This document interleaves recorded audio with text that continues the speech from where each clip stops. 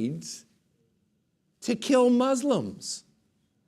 But they're not just killing them. They're raping the women. They're killing babies. And while we're at it, let's kill Jews too, because they don't deserve to live either. And anybody that's in their way.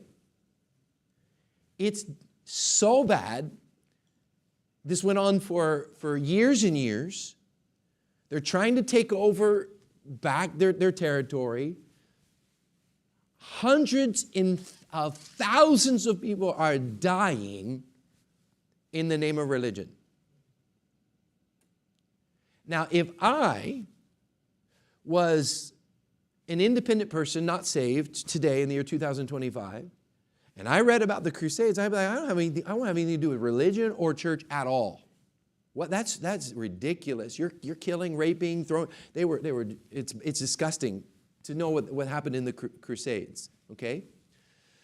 Another weird thing happens at the same time. So you got the feudal system, you've got these crusades going on.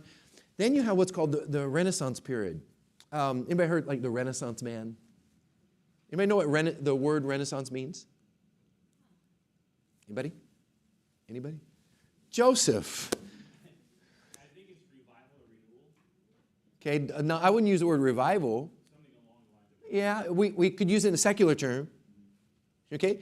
It's a renewal of, I'm so stuck in my old thinking that I've got to open my mind to education and culture. Is that a bad thing?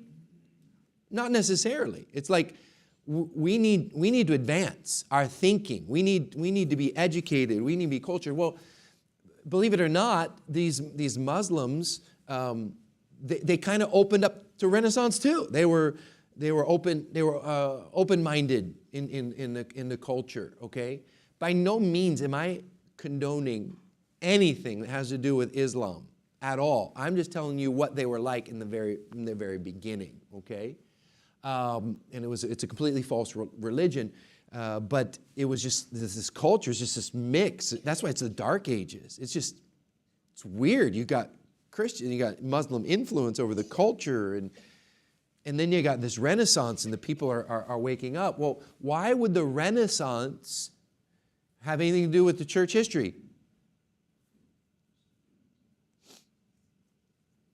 It's the same answer that Khalif gave, and Joseph gave, and Joe.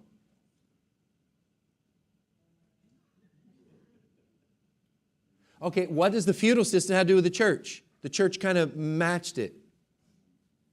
Well, the church is having their own type of renaissance, because that thinking is, hey, we need to rethink how we think.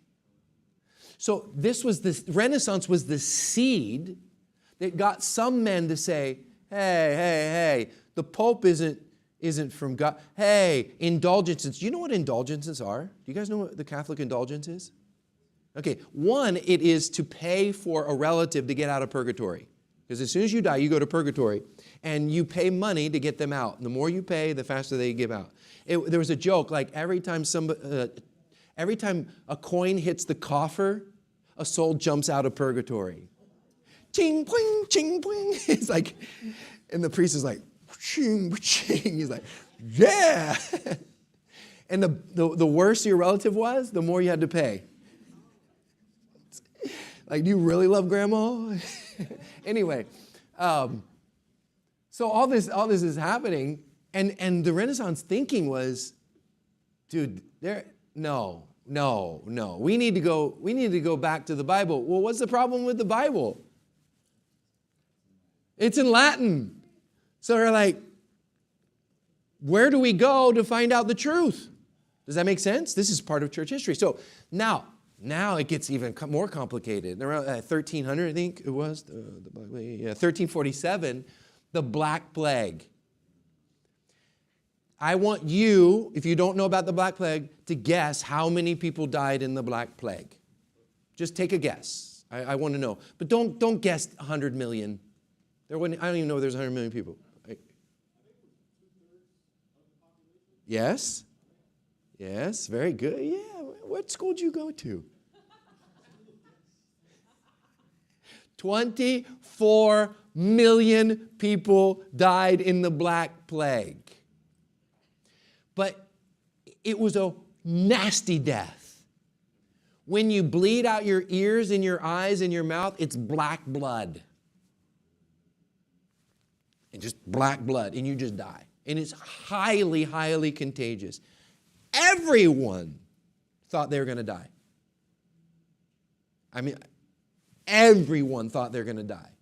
What does the Black Plague have to do with church history? James? So one of the things is they started baptizing babies because of the Black Plague. So they changed their doctrine based on what was influenced. I didn't know that. Very good. Okay. What else? That's good. And that's a big deal, and you'll see in a minute. Yes.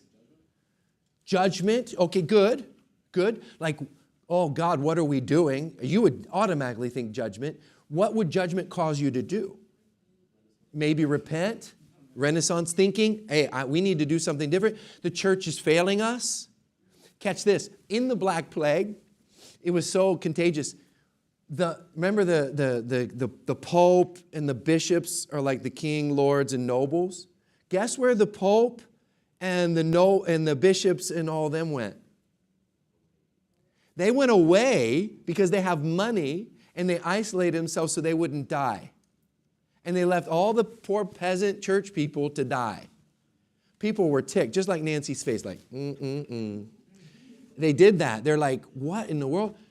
You're supposed to serve us. And that kind of put a bad taste in the mouth to this new Roman Catholic Church, right? So the Black Plague, all these people are dying, they're repenting, they're questioning everything. Now, another thing is, if that many people die in government, what happens to the government? It's like a government shutdown on steroids. And now we can get things done. Now there's now there's a restructuring of government because that many people died. Yes, James? So one of the things that changed is in the past, if your parent was, let's say, carpenter, that's what you would get. That would be what you would be. But because there was such a vacuum, anybody could pick whatever vocation. Very good. It opened up to Renaissance even more. Yeah. Now we're able to advance. Okay. Well. I used to think that Martin Luther was it when it comes to the Reformation. And he's a big part. I'll explain in a minute. But John Wycliffe was this first guy to publicly announce, hey, we need to go back to the Bible, okay, to find out what God says. We've gotten so far away. And all the people said, yeah, but we don't have a Bible. So he goes, well, I'm going to make a Bible in English. Okay, so he translates the first Bible in English, but he translates it from Latin. Remember, the first one was in Greek and Hebrew. So he writes it in Latin. Fine, it's at least in the people's language. People start reading the Bible, and guess what the government says? We're going to burn you alive. And so they burn him because if the peasants start realizing the indulgences and this, we're going to lose power. So they're just going to try to shut everybody up that preaches the truth. Wonderful Catholic Church. I'm not making any Catholic friends happy. It's the truth. Now, enter Gutenberg Press. Why is that significant? What does that have to do with church history? Joseph. The availability of printed Bibles. Okay. The Gutenberg Press is the first time that you can mass produce paper documentation. Before, everything's handwritten, it's slow, it's horrible. This now, you can run it off a press and you can send it out. The Gutenberg Press is the equivalent of, for us today, social media. Now, through X, formerly Twitter, you can have a discussion throughout the whole world. But here's what was happening is they were censoring Twitter. They were censoring it. So when Elon Musk bought Twitter, he uncensored it and he saved free speech. Elon Musk saved free speech in the world. Okay? So he'll like in years to come, some pastor's going to be up here, he's going to put Elon Musk right here. It's a big deal. You have no idea what Elon Musk did. We will never comprehend what Elon Musk did. And he did it on his dime, he did it at a risk, and he did it. Anyway, so the Gutenberg Press was that massive. It's also really massive because we're going to talk about Martin Luther. Okay, let's talk about him and then go back to the Gutenberg Press, okay? Martin Luther was he an attorney? He got saved, and then he became a monk and a priest in the Catholic Church. Listen to this story about Martin Luther. Martin Luther was so plagued with condemnation for his sin. He would go to the confessional with the priest, and he would sit there for 3 hours, just going over all his sins over and over. He says he could never find relief for his sins. And it was just plaguing him. It was plaguing his mind. He couldn't bounce back. So it forced him to say, is this the God that we serve? So he starts studying the scriptures. Of course, he's educated in Latin, right? He can read, understand the Latin. He's reading the Bible, and he's like, no, we are made righteous through Jesus Christ. He makes us right. We are unrighteous, but he makes us righteous through Jesus. And he's like, and then, so he goes through this struggle, and he's wrestling with this because think about how powerful the Catholic Church is, right? And he's in the middle of it. He's a priest. So he drafts up what's called the 95 Thesis. He writes 95 points of contention against the Catholic Church, and he goes to the Catholic Church, and he nails it to the front door of the Catholic Church. Now, the Catholic Church's front door, okay, is a bulletin board for the community, for everyone to read. That's why he does it there. Okay, so he puts it on the door. But guess what language he wrote the 95 Thesis in? No, he wrote it in Latin. Why? For who to read? The church to read. So he never really wanted to just cause a revolution just to cause a revolution. Is that, you get what I'm saying? He wanted the church to read this and have a debate and talk. He was very reasonable. He was very reasonable. Well, guess what the church did? We got to kill him. Anybody that is against our religion, we will kill. I don't know why it's a German accent. Because that's what, I don't know. Anyway, so Martin Luther,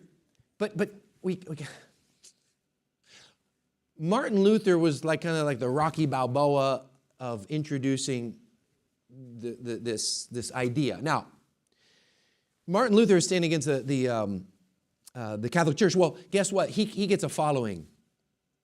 And they're now protesting the Catholic Church. Okay?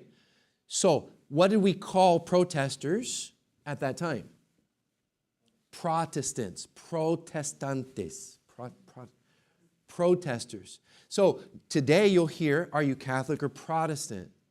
Well, we're Protestant because we don't believe in the Catholic Church. That's the only reason you use that word, is that we don't agree with the Catholic Church. We are protesting this.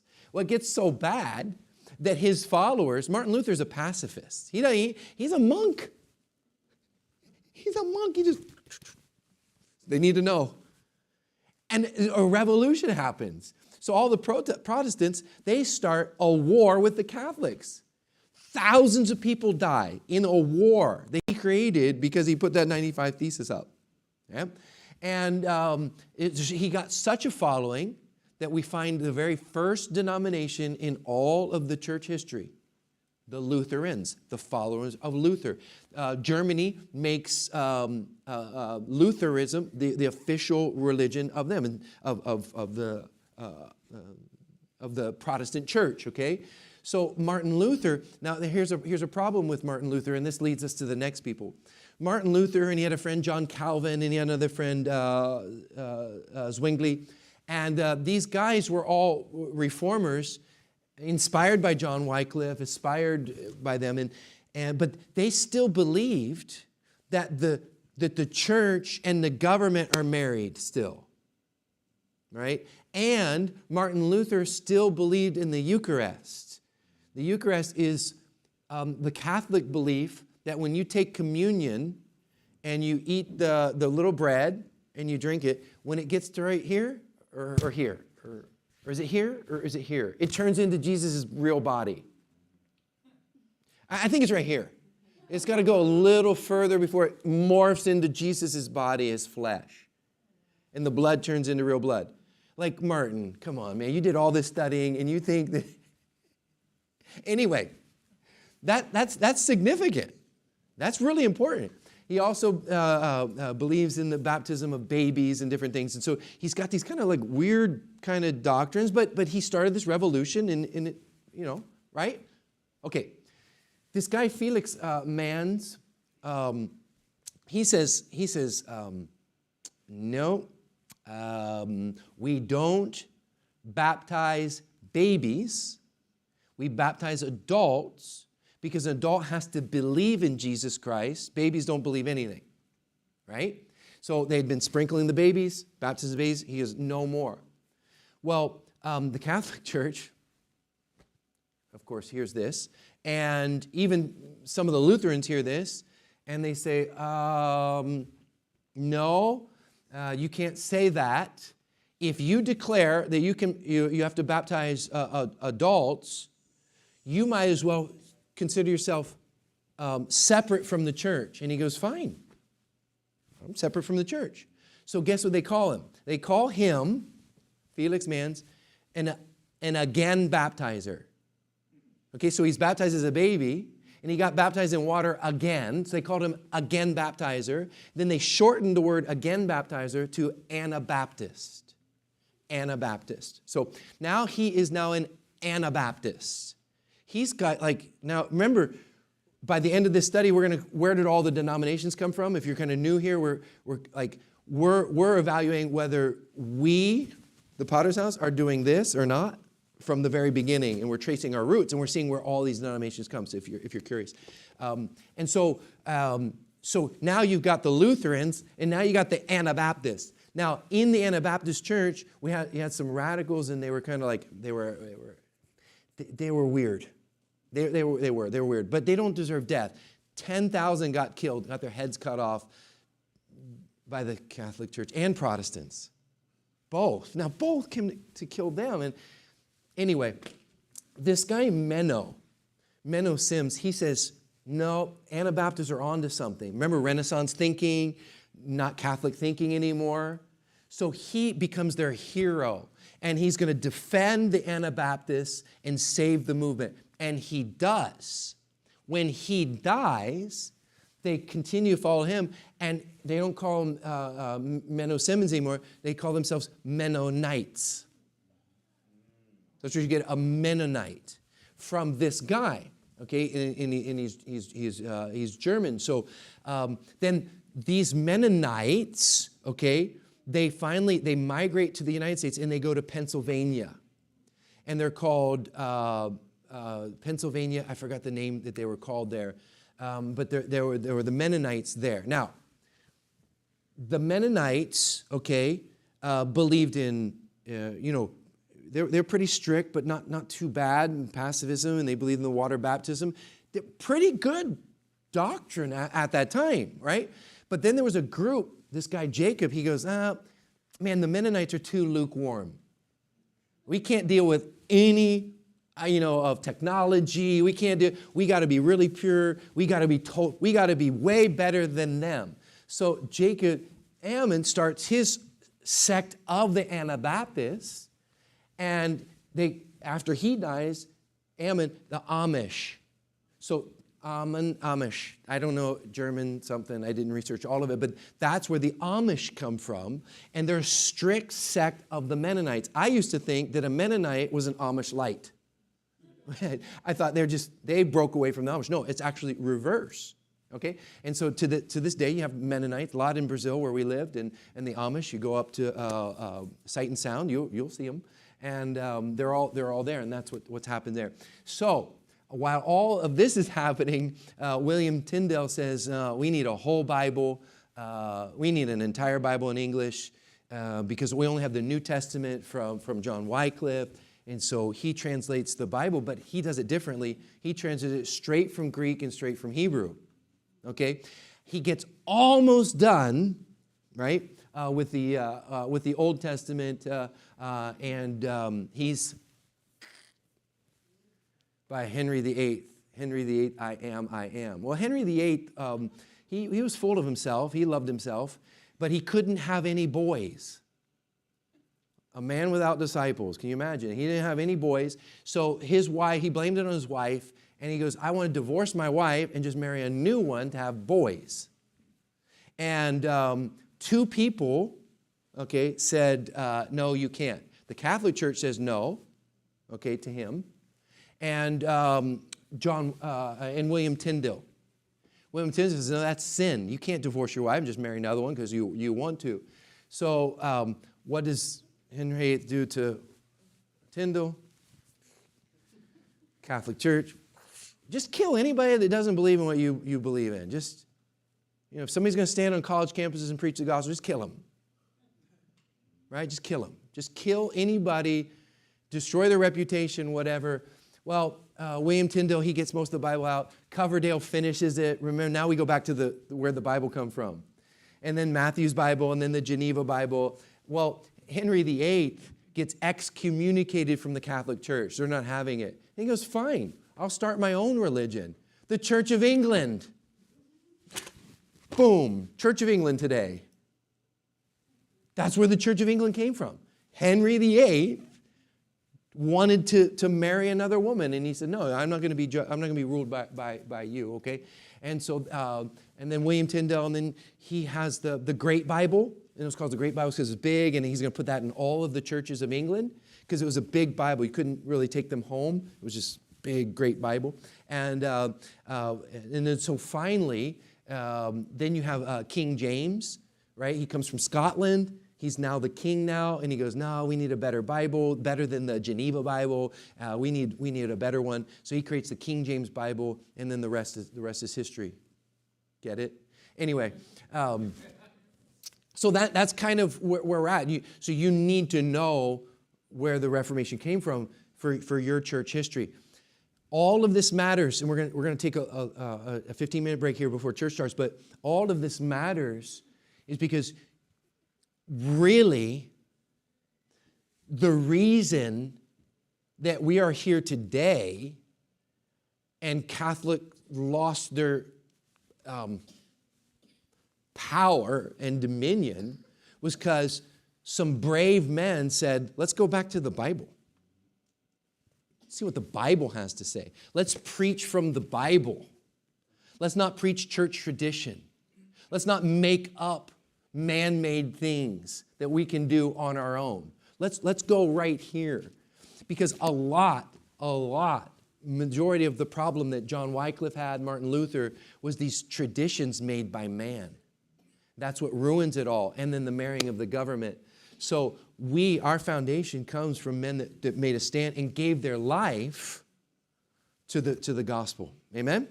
Okay, we'll start church right at 10:30. God bless you.